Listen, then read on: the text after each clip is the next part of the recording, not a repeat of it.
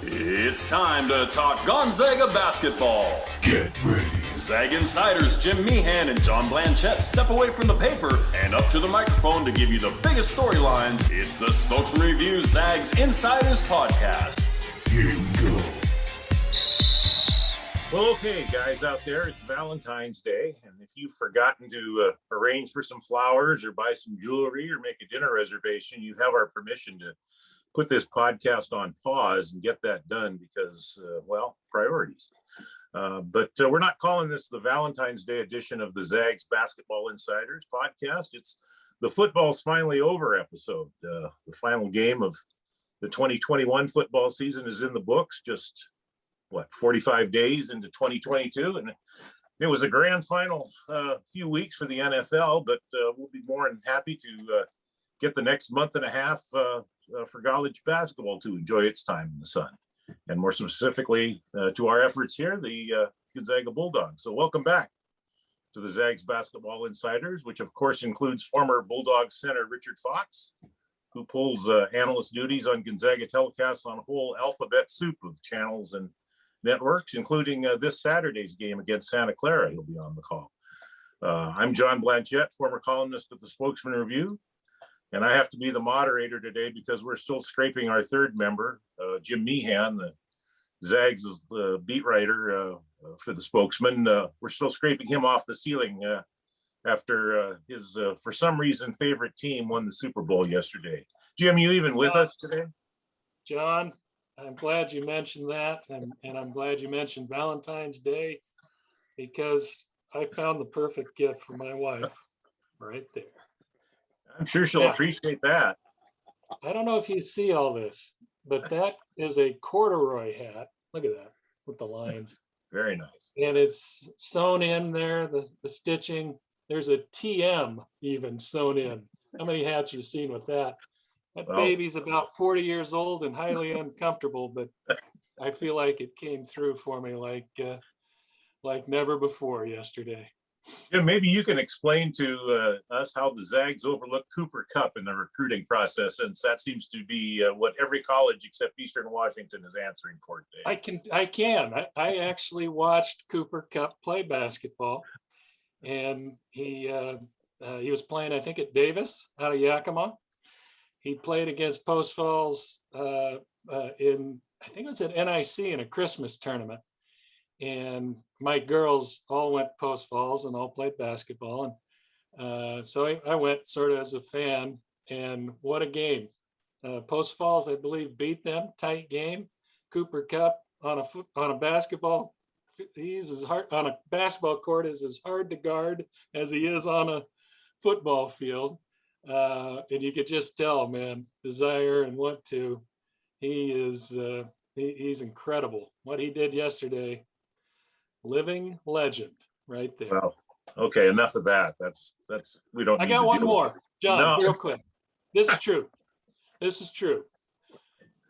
Played in the Eastern Golf Scramble years ago. Cooper Kupp was on the 10th tee at Meadowood, and he was like the pro that would pinch drive for you at scrambles. You know, you hire him, pay $10 to the school or to the charity. We hired Cooper for a drive, and he cleared the water at Meadowood, which, as people know around here, that's moving the golf ball. He hit it about 330 or 340. And next to, this season he had, he did some things this year. That's probably 1B compared to 1A on his list of accomplishments. MVP of the Eagle Golf Tournament. So, well, the news of the day, of course, is that the Zags have returned to the #1 spot in the AP poll following Auburn's upset at the hands of Arkansas last week. I think this is the 38th time in school history the Bulldogs have been #1. And they got there because while everyone was getting their Super Bowl prop bets down, the Zags were turning back their stiffest challenge of the WCC season on Saturday night. Even that was only moderately sticky, I guess. The first of two showdowns with old friend Santa Clara, that's this week. St. Mary's was decided by a 74-58 score. And speaking of decisive, 25-point performance by Drew Timme is pretty much the deciding factor. The Gales pecked away at a lead that reached 21, I think, early in the second half. A couple of big three-pointers by Julian Strother down the stretch relieved the stress. Richard Fox, this had the elements of some of the old Zags Gales specials of the past, but just not quite enough time in the oven, I guess. Yeah, I mean, look, I think St. Mary's largely got what they wanted with respect to tempo. I mean, I believe this is the third lowest. It was the third lowest point total Gonzaga had this year after Tarleton and then Texas Tech. They just did a nice job. It's just, we talked about it last week. You know, it's one thing to play that tempo when you're up 6 or 10 or you're neck and neck. But once Gonzaga got some of that separation, just St. Mary's can't play fast enough and increase their possessions enough to try to chip away at it. I thought they did a great job in the second half. They had an 11-minute stretch there where they, you know, were up 9 as far as just chipping away at that lead, to your point, John. And then Strother just put the nails in the coffin with those 2 big threes down the stretch. Hadn't done much up to that point, but you know, for St. Mary's, I think they're going to be happy with kind of the overall game plan. I would guess. I think they're going to want to recreate that formula. What they're going to hope for down at their place is that they could shoot the ball well for 2 halves. They just really struggled in the first half to shoot the 3 in particular. Got going a little bit more in the second half. I think 4 of 9 from 3. But you just see how hard it is against Gonzaga. And again, last week we talked about this. It's not but 90 seconds, you know, maybe 2 minutes that Gonzaga can go on a quick burst and get themselves out in front by 10, 12, 14. And if you can't play at their pace for even just short stretches to try to, you know, chip back away at that, it's going to be very difficult to beat them. So I thought it was a good win for GU. You want to play in some of those close games, particularly in conference. They don't get a lot of those, and despite the 16-point win at the end of the game, Gonzaga had to work. There's no doubt about that. Yeah, you know, I kind of appreciate that the Gales came in here. You know, they had their 20 wins already. They're number 22 in the polls, and you know, whether they're ranked or not, Randy Bennett's always going to make them a tough out. I don't really think it was one of Gonzaga's better performances. You know, yeah, they played great defense, I thought, you know, maybe Kuzi getting free a couple of times. And they were, you know, they shot a ho-hum 55% again. That gets kind of ridiculous. But there were a lot of C+ showings out there, I thought, aside from Timmy and Chet and Andrew Nemhard. You know, Zags got next to nothing from the bench, at least offensively. And like you mentioned, Strother was kind of not a factor until those threes late. But you know, I also appreciate that these games, you kind of look for your alpha dogs in these games, and you have to grow into them. And I think especially young guys like Nolan Hickman and Hunter Salas got a lesson in that. You know, they've tasted nothing but, you know, wipeout success, like you mentioned, for 2 months since the Alabama game, and getting some pushback and maybe seeing your minutes chopped a little bit because you're, you know, not being as effective as you have been. And probably a necessary part of growing up in college basketball. Jim, you must have enjoyed the relief from the breakneck pace, so you could at least chart the game without missing 2 or 3 buckets, huh?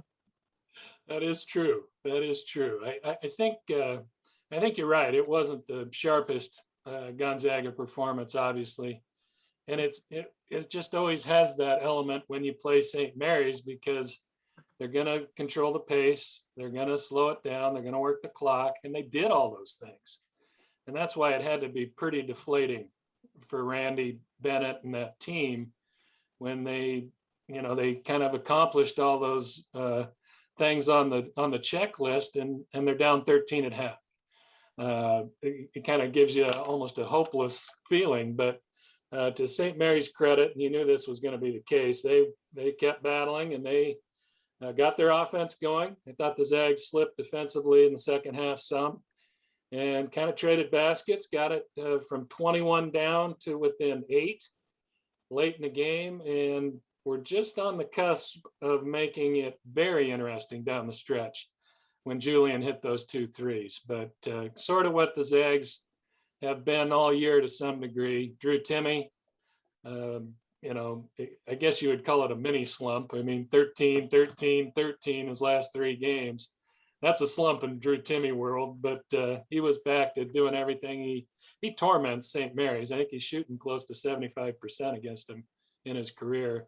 Chet double-double, protect the lane, seen that all the time this year. And then Andrew Nemhard was really, really good on the offensive end, scoring it and dishing. So I think the Gales gained some confidence, though, with how that second half went, and probably some things to take from that going forward to that rematch at the end of the regular season. And Moraga, that place will be hopping when the Zags come in for the regular season finale. I will say, I did think it was interesting. Every year we talk about depth. Like, Zag is so deep. What's Mark going to do? Well, he's going to do what he does every year, which is in a big game, he's going to play 5 guys and maybe play a guy off the bench. I mean, Hickman got 10 minutes, 8 seconds into the game, in actual game time. I mean, I thought that was an interesting kind of snapshot, or at least kind of a sneak peek, I should say, into what to expect as we get further into the year. That's just Mark's MO. And he's got a great 5, and it's going to be very dependent on who they're playing, or if you've got foul trouble or something like that. Obviously, you're going to see some of the, either Hickman or Watson get some more run, depending on where the foul trouble is. But I just thought that was an interesting kind of sub story there. We've got to win this game. I'm going to play my guys pretty much the entire game. Richard, you touched on it earlier. Let's talk a little more about that. One of the themes that seemed to emerge afterwards, the notion that the Zags needed a contentious push from an opponent, and what Mark called a grinder game, and because there'll be more of those in the offing. Do you buy that? Is it really necessary to get this kind of hardening? Yeah, absolutely. I mean, it's a combination. I would say it's a muscle memory thing. It's certainly more about just, are you able to stay calm? Are you able to execute? And not get lost in that tension in that moment. Keep doing your job, depending whatever it is, and play within yourself. But if you don't, you have to experience that tightness in a game. You have to experience that feeling like, hey, we might lose. I mean, you're not actively thinking we could lose the game, but if we don't dial it in, if we don't do what we need to do, these guys are good enough to beat us. And to have that down the stretch there, I thought, they just don't get a lot of that. And I think there are examples in the history of this program where they get to the tournament and all of a sudden they're playing a good team who's physical and it's tight down the stretch. And it just seems as if you can see, or we have seen, guys who just have been uncomfortable in that situation. They haven't felt that since December. And so it's just critical for Gonzaga to have those moments. Can you execute down the stretch when you really need a bucket, or at least a good look? Can you get in a stance and have the right rotations defensively? Do you pay attention to the details? It's one, you can drive it home, week in and week out as a staff, but it's just a lot more valuable if you've got film to show them, hey, we missed this assignment here, and it cost us a bucket. Now they're only down by 8. Or on the inverse is true as well. Great rotation on the back end. This is what we need to do. So I think it's very valuable for him, and I would imagine if you got an honest answer from Mark, he would be hoping for at least 2 or 3 more close games down the stretch, just to kind of get that into their system a little bit. It's interesting about that. They didn't get a test last year at all until basically the UCLA game in the semifinals, and of course, I don't think you really want to base or use that as the last year's season as a standard for anything. It was so exceptional.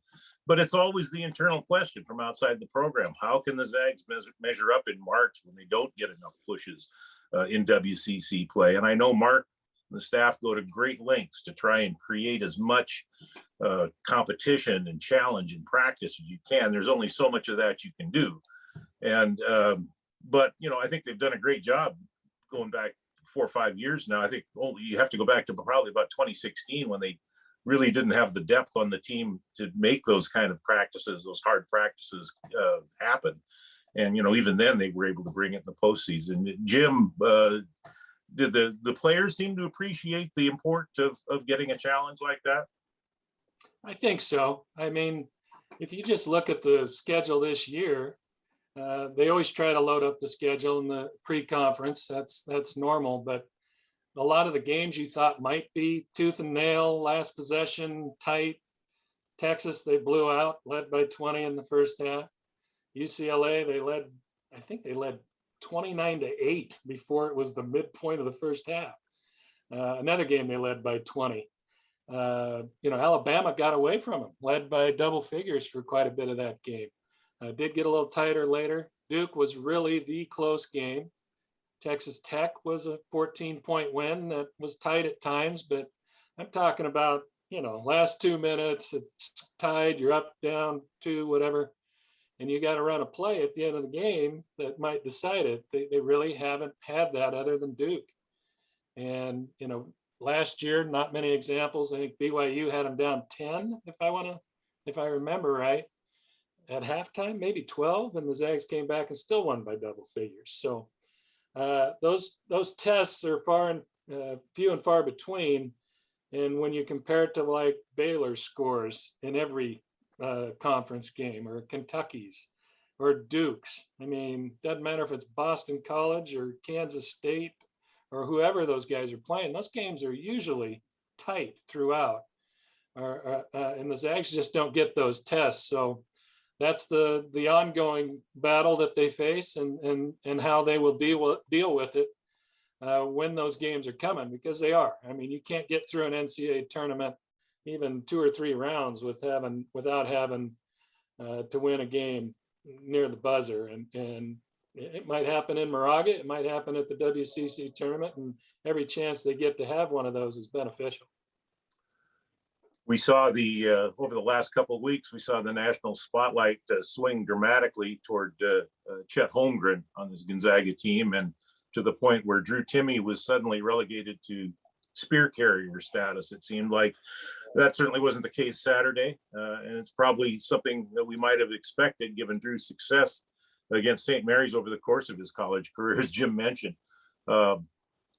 7 games he's played against St. Mary's. There was one his freshman year where he only got in for about 8 minutes. So if you throw that one out, in the other 6 games, he's averaged 17, almost 18 points a game, 6 rebounds, shot 77% from the field. Richard, he owns these guys. Why?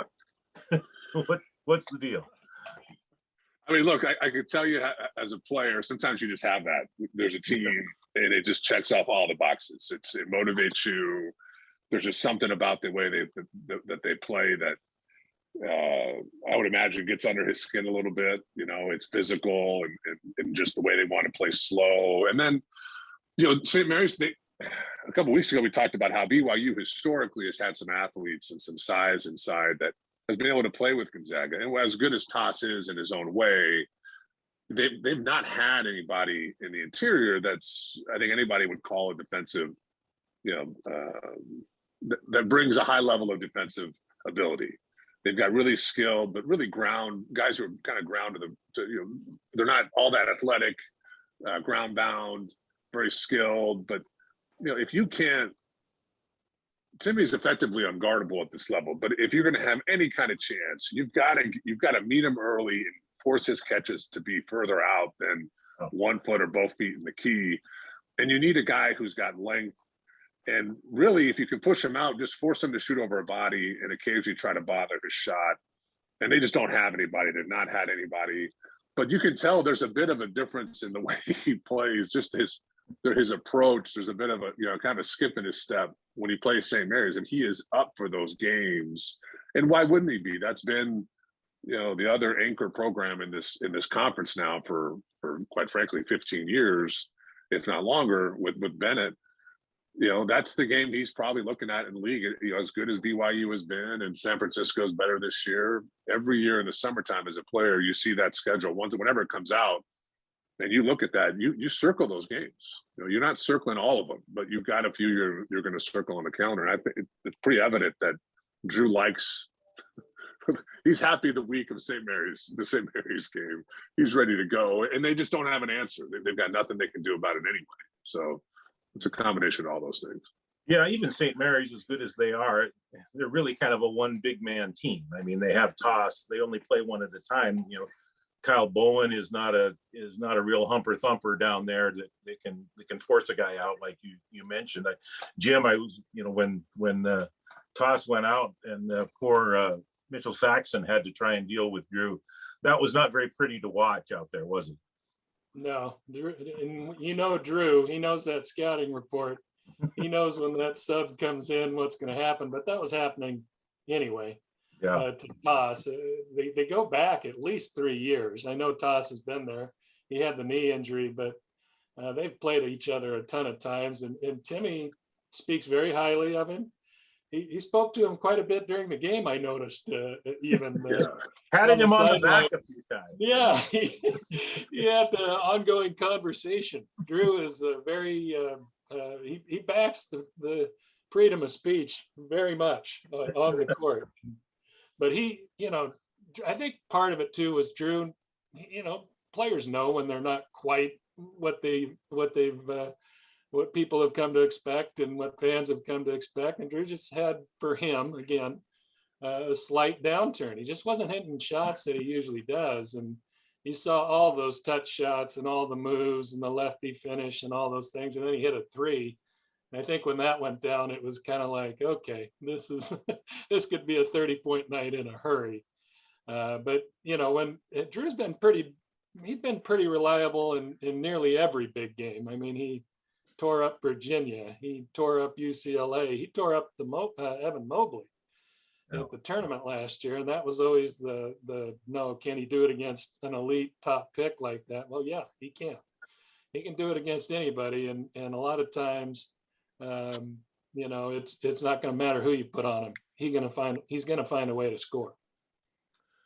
We've kind of ignored the other game last week, a romp over the Pacific Tigers, but basically because the news out of that one was the return to McCarthy Athletic Center of Jalen Suggs, who got a chance to sit in the kennel with the Kennel Clubbers and soak up a game in a way that he couldn't in his 1 year at Gonzaga, which was, of course, riddled with the COVID-19 epidemic, and the doors were mostly closed to outsiders, and he didn't really get a chance to experience the full gamut of what can happen at McCarthy Athletic Center. Jim, you were on hand for that.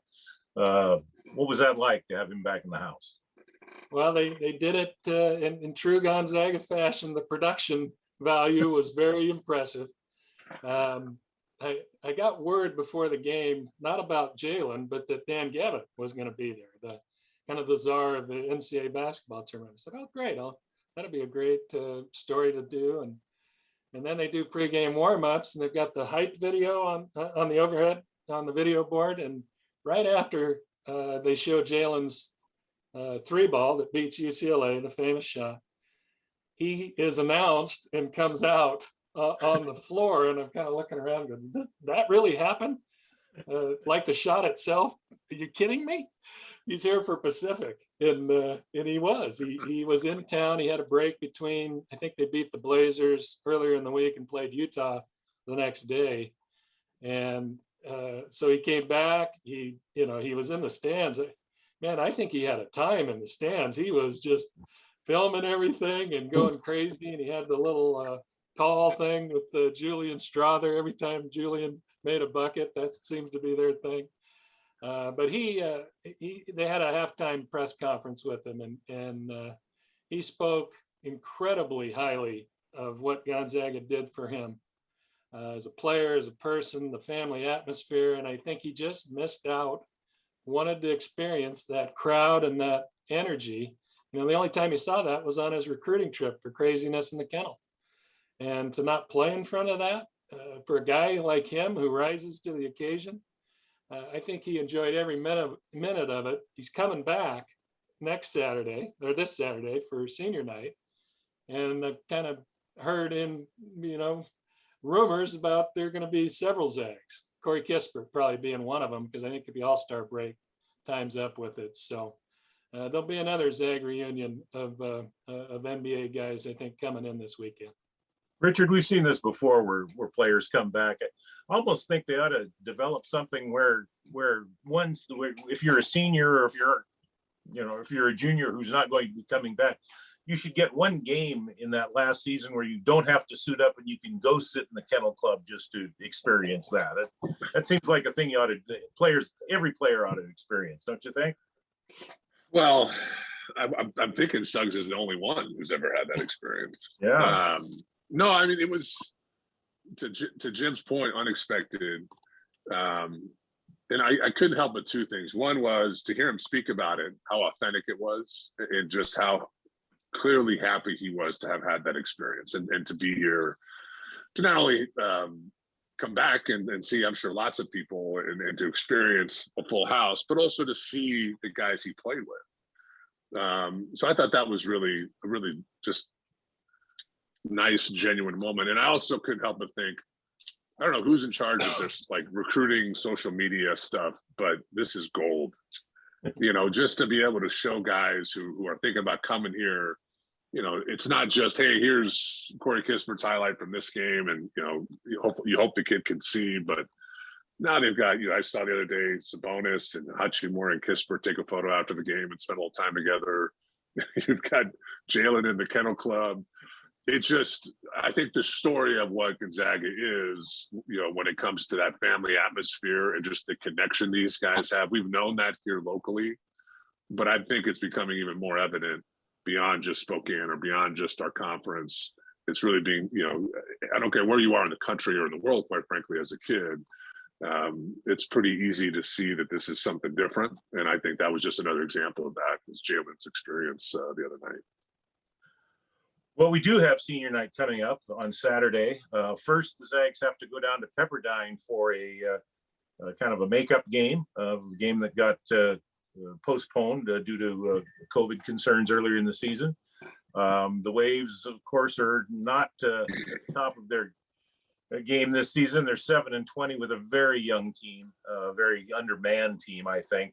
But they do have a couple good young players in Houston Millette, Maxwell Lewis, and a big fellow who loves to wander outside and is always a threat in Jan Zedek, though he's not shooting it quite as well as he has in the past. But Saturday night, in comes Santa Clara, and it's kind of the, I guess, the desperation row part of Gonzaga's schedule, in the teams that could stand to make a good showing for their resume for the postseason, get their swing.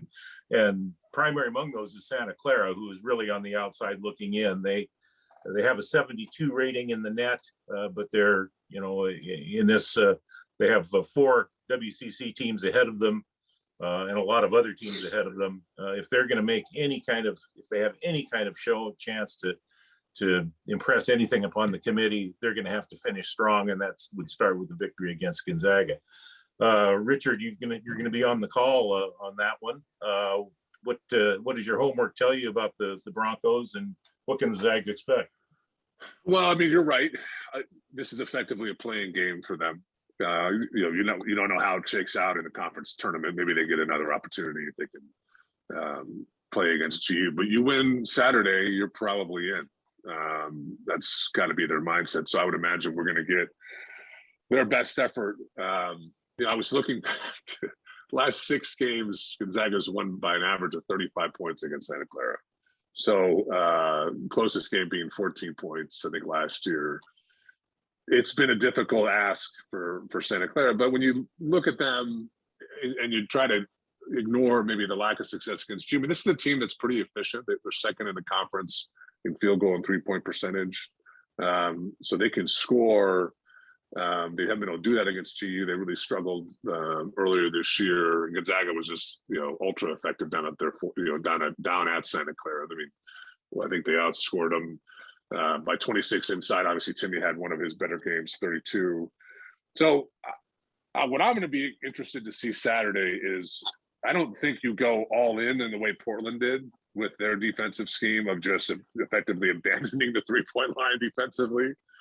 But I'll be very interested to see. You've got to choke Gonzaga off inside. You can't roll out the same idea defensively. You saw what that led to down at your place.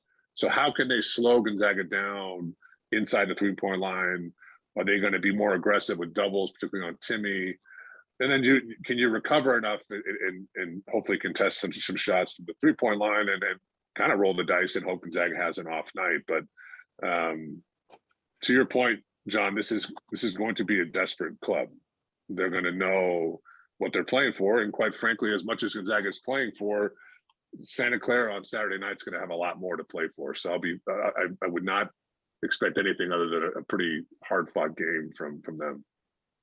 Jim, I always poke a little fun at Herb Sendek, the Santa Clara coach. He's not the most dynamic personality in the world. And in fact, as Richard noted, with those blowouts that he's experienced against Gonzaga in the recent past, there's not much to say. But he's put together a good team, 17-win team this year. Jalen Williams has blossomed into one of the league's best players, and he's got some bodies up front. Can they realistically make a better run at Gonzaga than they did down there? Yeah, John, to clarify, you poke fun at everybody. Well, yeah. So I think that's your strongest characteristic. Well, look, I do think they have a chance to make it very interesting, or at least somewhat interesting, because they have some bigger bodies, Brankic being one of them. He's an all-league guy. He's been in the league forever. Hasn't maybe played particularly well against Gonzaga, but they sure need him to. They've got a transfer from Missouri that's a pretty good player. They've got a bunch of transfers. Pipes at point guard, and then Jalen Williams has really blossomed. But you guys have mentioned that word desperate. I'm going to guarantee you Mark Few will use that in one of these upcoming press conferences, and it might be through the rest of the regular season and the WCC, because that's a lot of times been the spot. You know, Gonzaga's clinched a spot, or they're in the top 5 or whatever, they're in the tournament. All the other teams are really battling and jockeying, and then and that's what he uses all the time. They're in desperation mode. This is their shot to save the season, or at least get to a postseason, and that's what they're going to face, a different level of sick'em from these opponents. And Santa Clara at times, I think they beat BYU, and they've been competitive, obviously, against the top teams other than Gonzaga. But unless they can solve the 2-point shooting of Timmy, what is it, 60 some percent, Holmgren 60 higher percent, he's shooting, unless they can take some of that away, it's probably going to be a long night. But they've had a game against the Zags, and they've, like I say, got that now or never coming in, that I'm sure they're going to try some other things, and Zags better be ready to see all kinds of different things these next couple of weeks. Well, the clock on the clubhouse wall tells us it's time to go. I know Jim has an appointment in surgery to have that cap surgically removed from his head. He is uncomfortable. Look at that. Look at that. Oh, boy. Happy Valentine's Day. I'm going to give it to my wife. I think she'd enjoy it. I don't know about you, Richard. I can hardly wait till next week's podcast so we don't have to deal with this hat or this Super Bowl anymore. All I know is I haven't figured out Valentine's Day yet, but I know I'm going to outkick Jim today on what I do for my wife. I'm gonna do a little better than that, than a 45-year-old hat or whatever it is. But I'm happy. I'm happy for him that the Rams won. Obviously, a cool story with Cup. But yeah, well, maybe offline we can give him some tips, John, about how to do Valentine's Day right. Okay. I'll go shopping. I'll keep the hat. I'll keep it. All right, guys. Thanks so much again. Another Zags Insiders podcast in the books. We'll see you next week.